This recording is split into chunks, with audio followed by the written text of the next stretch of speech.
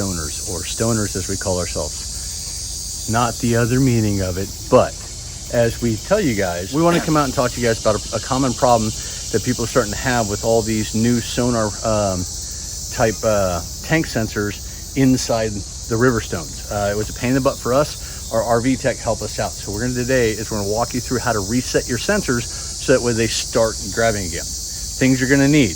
You're going to need a screwdriver of some sort with the square bit in there. You're also going to need your wiring diagram. Now you may ask, why do I have my wiring diagram on this separate thing? When we first moved into it, it didn't stay stuck on the wood, but I'm going to show you the panel where it's at. You need a flashlight of some sort. With that flashlight, I use a headlamp because of the fact that the headlamp actually stays lit wherever I'm working. So come on with me and let's check it out. Okay. So when you come inside, you notice I'm sitting down inside my basement right now. This is the panel that you're going to need to get to. So in order to be safe, if you want to wear safety glass, all kinds of stuff you can, just to be safe if you've never done this, if you don't know what's inside your rig. I've looked inside here a few times, been inside here. Unless some new crazy critter got inside here that I'm not tracking, I should be fine because there's nothing behind it. I've cleared out any loose stuff inside here. Also, in case you guys want to look for safety, we found these awesome magnetic freaking base flashlights that I have that also work as a bright light and a flashlight that I keep sitting right up here off of the metal pieces. It helps me out a little bit, so I have one here ready. But I'm going to strap on my handy dandy headlamp, turn on the light to get to the brightness I need. Oh, don't need strobe. And then I'm going to take my screwdriver. I'm going to back out these screws that allow me to get into where I need to. Now you have two sets of screws inside here. You got these two here, and you got these two here. I recommend a cordless screwdriver to do this with, because otherwise, you can see by the length of these screws, you'll be screwing a while, and it's kind of sucks.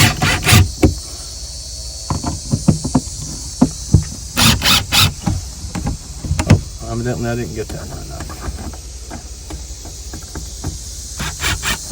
So, when you pull this back, as you pull back your panel, you're going to see this panel right here.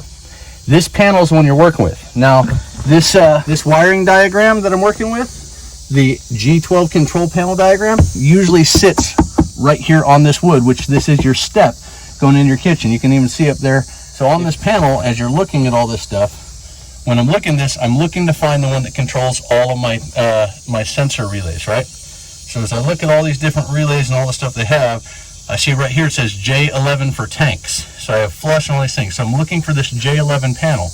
Now if you look at this the way this looks right here, the funny part is they put it up like this, but when I look inside the panel right here, it's upside down. So it goes like this. So this is the panel that we need right here, which is this one right here. Now you'll notice there's these other sensors that are, these other wires that are out here, all these blue ones.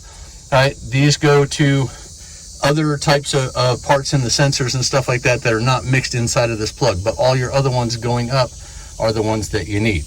Right, so if I look at these bottom ones here, they should be for a gray 2 or a gray 3 or a black 2 tank, which ours only has one black tank and two gray tanks, so that's why these ones for the gray 3 and the black 2 are not being used. If you've got 3 gray tanks and 2 black tanks, holy crap. So what you're going to do is inside here, this little clip right here where my thumb is, right there, you grab a hold of that little one right there, and you're going to pull this out, and you're going to count to 15, 14, 15. Then you line it back up. Do not try and force. Make sure it slides easily before you push it in, otherwise you'll break it. If you break this, you're going to screw up a lot of stuff.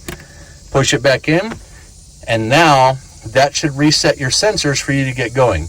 This is a temporary fix. This is not a permanent fix. We've had it with ours. Every time we reset it, it lasts a day or two before one of the gray tanks will start to have a problem again. It's usually our gray tank number 2. It's something that they're looking into, but quite honestly, we've been RVing enough in our previous one. None of the sensors work, so we just learned to eyeball it or put gallon meters on your in-tank water or your intake for your water system so you know. But that's how you reset them, so that way you can see them again. We'll pause and put a second video up here in a second here to show you what they look like when they're, well, actually you won't be able to see because I just dumped the tanks, but that's how you reset them.